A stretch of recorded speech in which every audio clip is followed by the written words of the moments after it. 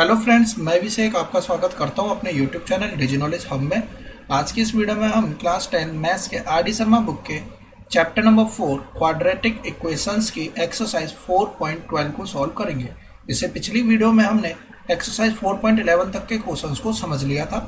इसके अलावा हमने रियल नंबर, पॉलिनोमियल वाले चैप्टर और pair of linear equations in two variables की एक्सरसाइज और यूनिट को पूरी तरीके से कंप्लीट कर लिया है। अगर आपने अब तक मेरी वह वीडियोस नहीं देखी हैं तो चैनल की प्लेलिस्ट पे जाकर आप उन वीडियोस को देख सकते हैं। अब हम अपनी इस वीडियो को स्टार्ट करते हैं। देखिए, हमें जो इसमें पढ़ना है वो है एक्सरसाइज 4.12 वर्ड प्रॉब्लम्स के क्वेश्चंस को देखना है। देखिए, वर्ड प्रॉब्लम्स के क्वेश्चंस को किस तरीके से हमें इक्वेशन बनानी है इसे हमें यहाँ पे समझना है। इसके अलावा यहाँ पर जो पहला क्वेश्चन दे रखा है ये हमारा टाइम एंड वर्क से रिलेटेड है। देखिए, टाइम एंड वर्क के क्वेश्चंस को अगर आपने इससे पिछली क्लासेज में इसे अच्छे से नहीं समझा है तो मैंने अपने चैनल की प्लेलिस्ट में RS Agarwal class 8th maths में वहाँ पर हमने टाइम एंड वर्क की एक्सरसाइज, वहाँ पर दो एक्सरसाइज है 13A और 13B, पूरी तरीके से उन क्वेश्चंस को सॉल्व किया। आप वहाँ से बेसिक्स इस चैप्टर के यानी टाइम एंड वर्क से रिलेटेड जो बेसिक्स हैं उसे वहाँ से आप समझ सकते हैं। इसके अलावा वहाँ पर आप इन क्वेश्चंस को करने के दो तरीके समझेंगे। एक वह मेथड जो कि बुक का मेथड है और दूसरा वह मेथड जिससे कि हम कॉम्पिटिटिव एग्जाम में इजीली इन क्वेश्चंस को कैसे सॉल्व कर सकते हैं, इसे वहां पर हम देखेंगे। लिखा हुआ है A takes 10 days less than the time taken by B to finish a piece of work। देखिए, पीस ऑफ वर्क का मतलब होता है कि कोई एक काम, पूरा कोई भी एक काम है उसे फिनिश करने में जो A के द्वारा समय लग रहा है वह कितना लग रहा है, 10 दिन कम लग रहे हैं B के कंपैरिजन में। मान लेते हैं कि B किसी काम को अगर 20 दिन में खत्म करता है तो सेम उसी काम को करने में A कितने दिन लगाएगा, 10 दिन कम लगाएगा। यानी कि A कितने दिन कम लगा रहा है, 10 दिन कम लगा रहा है। यानी कि इसने लगाए 20 दिन तो इसने कितने दिन लगाए, 10 दिन। अब देखिए, 20 दिन में मान लेते हैं कि एक यहाँ पर दीवार थी और इसकी चिनाई करनी है, यानी कि इसमें ईंटें फिक्स करनी है।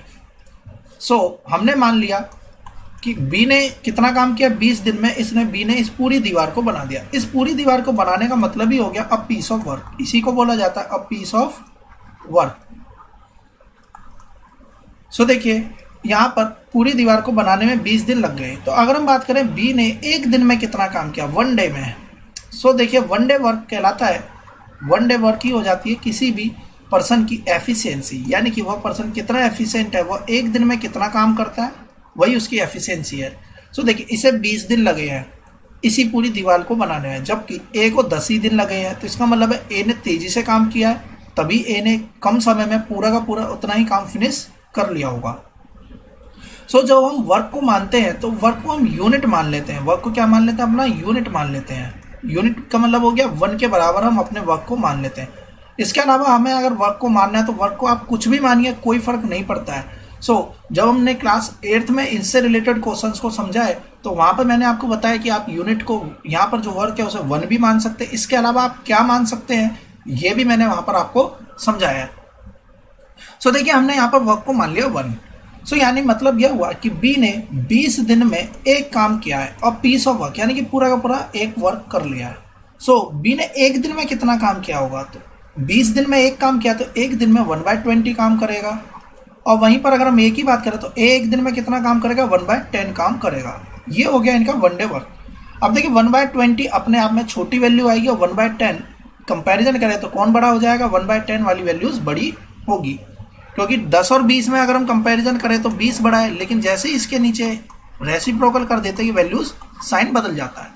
इसका मतलब यह हुआ कि एक दिन में जो एफिशिएंसी है वो किसकी ज़्यादा है, ए की एफिशिएंसी ज़्यादा है। यानी कि A is efficiency is greater than, तो एफिशिएंसी को हम इस सिंबल से दिखाते हैं, दैट इज और ईटा। तो ए की एफिशिएंसी बी की एफिशिएंसी से ज़्यादा है।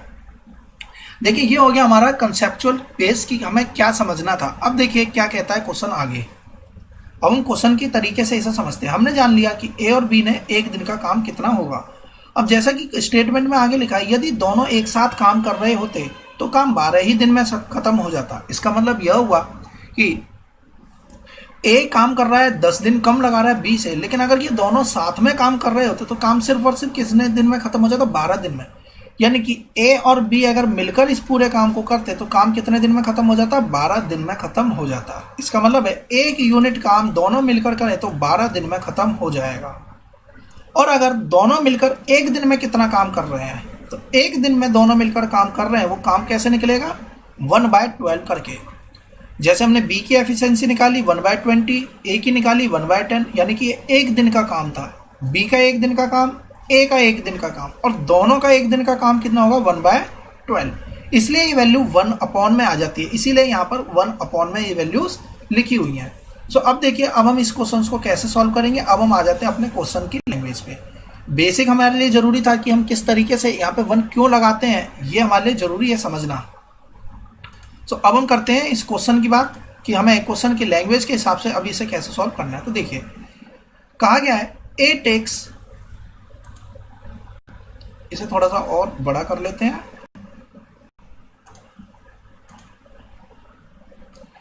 अब देखिए लिखा हुआ है a takes 10 days less than be to finish a piece of work. हम मानते हैं कि बी जो है पूरे काम को खत्म करने में x डेज लगा रहा है।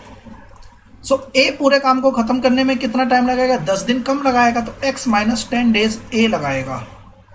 और दोनों मिलकर काम को कितने दिन में खत्म कर दे रहे हैं, 12 दिन में दोनों मिलकर उस काम को खत्म कर दे रहे हैं।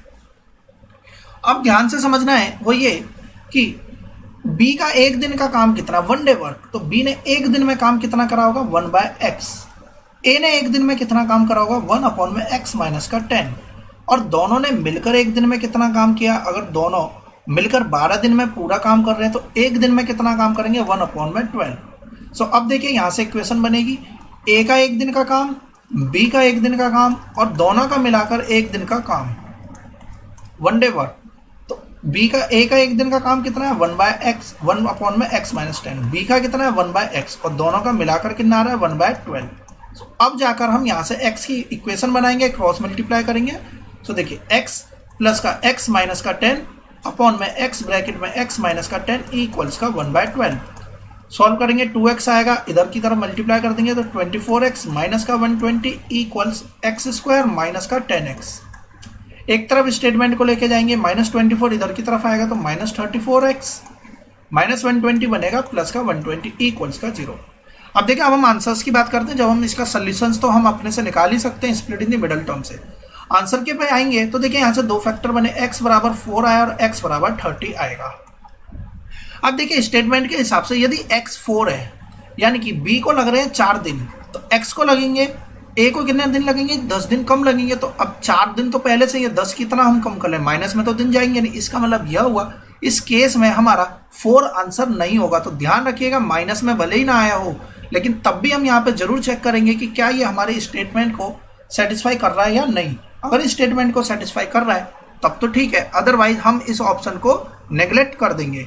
सो हमने क्या करा, इस ऑप्शन को हटा दिया। अब हम बात करते हैं अगले की, जो कि आ रहा है हमारा यहाँ पर 30। इसका मतलब हम अपने 30 को यहाँ पर वैल्यू मानेंगे। सो अब देखिए, हमने 30 की बात करी। अगर हम 30 से चेक करें यानी कि बी उस काम को 30 दिन में खत्म करता है, जैसे कि यहाँ पर हमने माना था, तो बी अगर उसे 30 दिन में खत्म करता है तो ए कितने दिन में खत्म कर देगा, 20 दिन में ही खत्म कर देगा। तो अब देखिए इसके अकॉर्डिंग हमारी इक्वेशन सेटिस्फाई हो जाती है, यानी हमारे आंसर हो जाएंगे 30 एंड 20। सो इस तरीके से हम इस क्वेश्चन को सॉल्व कर लेंगे। तो हमारे आंसर कितना निकल गया है, 30 एंड 20 के बराबर हमारा आंसर बन जाएगा। अब हम आते हैं अब हम बात करते हैं क्वेश्चन नंबर 2 की। देखिए क्वेश्चन नंबर 2 क्या कहता है कि 2 पाइप फंक्शन साइमल्टेनियसली और reservoir will be filled in 12 hours, यानी कि 2 पाइपों को एक साथ चलाया जाता है तो जो रिजर्वायर है वो 12 घंटे में भर जाता है। एक पाइप है जो 10 घंटे ज्यादा समय लगा रहा है दूसरे से। तो देखिए यहाँ पे 2 पाइप है, एक छोटा हो गया पाइप और एक बड़ा पाइप हो गया। टैंक मान लेते हैं कि यहाँ पर कोई टैंक है जिसका वॉल्यूम है लिमिटेड, फिक्स वॉल्यूम है, मान लेते हैं कि 500 लीटर। तो इसे लग रहा है, अगर यहाँ पर मानते हैं कि इसे लग रहा है 30 घंटे। सो यहाँ पर इसी टैंक को भरने में, 500 लीटर के टैंक को यहाँ भरने में लग रहे होंगे मान लेते हैं 20 घंटे। तो देखिए डिफरेंस कितने का आ गया, 10 घंटे का। और इसके बजाय अगर हम दोनों टैंकों को यानी कि दोनों पाइपों को एक साथ इसी टैंक में डाल देते तो अब कितनी देर में भर रहा है, सिर्फ और सिर्फ 12 घंटे में यह भर रहा है। इसका मतलब यह हुआ कि हमें निकालना है इसमें कि कितनी देर में सेकंड वाला पाइप अकेला इस टैंक को फिल कर देगा। तो बेसिकली इस टाइप के क्वेश्चंस को हम कैसे सॉल्व करेंगे, अब हम आते हैं अपने क्वेश्चंस पे। सो देखिए यहाँ पर फर्क नहीं पड़ता है कि कितने लीटर का टैंक था, उससे कोई फर्क नहीं पड़ेगा वॉल्यूम से। सो देखिए हमने मान लिया कि हमारे जो टैंक है उसका वॉल्यूम है V, मान लेते हैं हमने वॉल्यूम को कितना मान लिया, V वॉल्यूम मान लिया। अब ध्यान से समझिएगा, या हम इसने अपने इस वॉल्यूम को 100 लीटर 500 लीटर कुछ भी मान लेंगे, इससे कोई फर्क नहीं पड़ेगा। मैं आपको जब इक्वेशन सॉल्व करूंगा उसमें v की वैल्यू कैसे गायब होगी इसे भी हम बात करेंगे। सो देखिए, इसे मान लेते हैं कि जो फर्स्ट पाइप है इसे लग रहा है एक्स आर, इसे x घंटे लग रहे होंगे, सॉरी x जैसे कि क्वेश्चन में स्टेटमेंट दे रखी है उसके अकॉर्डिंग इसे मान लेते हैं कि x घंटे लग रहे हैं। तो दूसरे वाले को x - 10 घंटे लग रहे होंगे, क्योंकि इसे समय कम लगेगा इसलिए हमने इसे माइनस में ले लिया, इसे समय ज़्यादा लग रहा है। अब देखिए x घंटे में यह v वॉल्यूम टैंक भर रहा है, तो 1 घंटे में कितना भरेगा, तो 1 घंटे में यह भरेगा v/x। मतलब यह हुआ कि x आर में ये v वॉल्यूम टैंक भर रहा है, यानी 500 लीटर भर रहा है, तो 1 घंटे में कितना भरेगा 500 बटे में x, तो इतना इसने टैंक भर दिया। इस वाले की बात करें तो ये कितना भरेगा v/x - 10, इतना ही भरेगा कि जो भी वॉल्यूम रहा होगा ये हमने यहाँ पर लिख दिया। अब देखिए आगे क्वेश्चन क्या कहता है, 1 घंटे में इसने भरा v/x, इसने भरा v/x - 10, लेकिन दोनों को अगर एक साथ चला दिया जाए तो अब टैंक कितनी देर में भर रहा है, अगर अब दोनों को एक साथ चला दे तो टैंक भर रहा है सिर्फ और सिर्फ 12 घंटे में।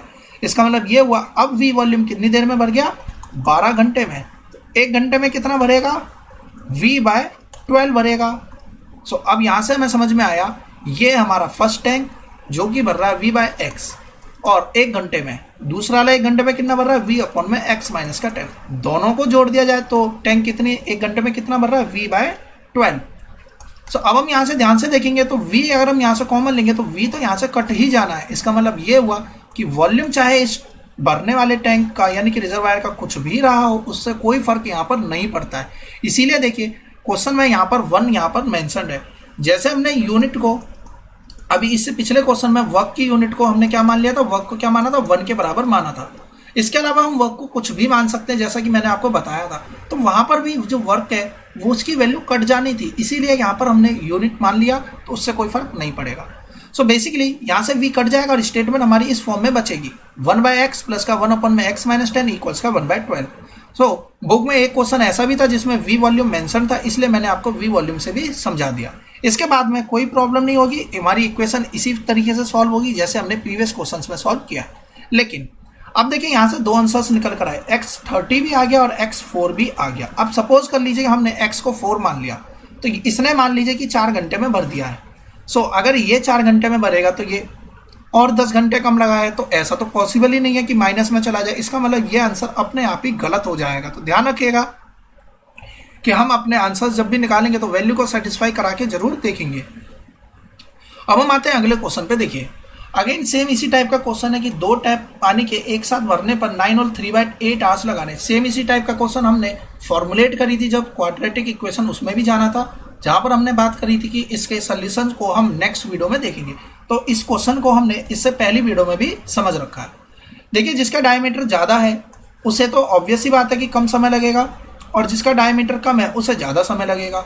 सो हमने मान लिया कि कम वाले को यानी कि स्मॉलर वाले को लग रहा है x घंटे, तो ऑब्वियस सी बात है कि इसे ज़्यादा समय लगेगा, इसे कम। कितना कम 10 घंटे कम लगेंगे। यानी कि ये वाला टैंक एक्स आर में v वॉल्यूम पानी को भर दे रहा, तो 1 घंटे में कितना वॉल्यूम पानी भरेगा v/x।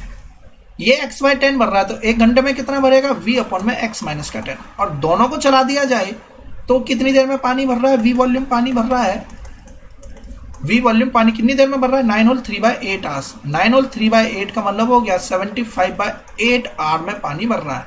तो यहाँ आएगा 75, यहाँ आ जाएगा 8, v से v कट जाएगा पूरी इक्वेशन से। जब हम कॉमन लेंगे तो इक्वेशन इस फॉर्म में बचेगी। इसके बाद हमें कैसे सॉल्व करना है, तो हमारे पास में यहाँ पे फैक्टराइजेशन मेथड है, हम इसे फैक्टराइज करेंगे और अपने आंसर्स निकाल लेंगे। इसके बाद में जब आंसर निकल कर आएगा तो हमें यह भी देखना है कि किस वैल्यू पर ये सेटिस्फाई हो रहा है या नहीं। जैसे कि x की वैल्यू 25, तो ये 25 हो गया, तो ऑब्वियस ही बात है कि ये 15 हो जाएगा, तो ये सेटिस्फाई कर रहा है। लेकिन जब हम इसमें वैल्यू रखेंगे 15/4 जो दूसरा आंसर निकल कर आया, यहाँ 15/4 हो गया, ये तो वैल्यू हो जाएगी 4 के करीब। देखिए 4 भी नहीं 3.9 के करीब आएगा जब हम डिवाइड करेंगे, और यहाँ -10 है, तो ये तो आंसर हमारा सेटिस्फाई ही नहीं होगा। इसलिए हमारा आंसर कितना होगा कि बड़े वाला जो है, छोटे वाला जो टैंक है, टैप है, वो भरेगा 25 घंटे में, तो जो बड़े वाला है वो भरेगा अकेला 15 घंटे में, क्योंकि यहाँ पे अकेले अकेले की बात करी गई है। एक साथ करी गई होती तो यहाँ पर आंसर पहले से ही मौजूद है। सो अब हम आते हैं 4th क्वेश्चन पे। देखिए 4th क्वेश्चन क्या कहता है, अगेन सेम टाइप का क्वेश्चन है, लेकिन यहाँ पे वैल्यूज में क्या चेंज आया इसे हम यहाँ पर देखेंगे। देखिए यहाँ पर चेंज किसका है पहले इसे समझते हैं। दो पाइप है 11 और 1/9 मिनट में भर रहे हैं। यहाँ मिनट की बात करेंगे तो ध्यान रखना पूरे क्वेश्चन में जहाँ मिनट होगा उसी के अकॉर्डिंग हम अपने क्वेश्चन को सॉल्व करेंगे।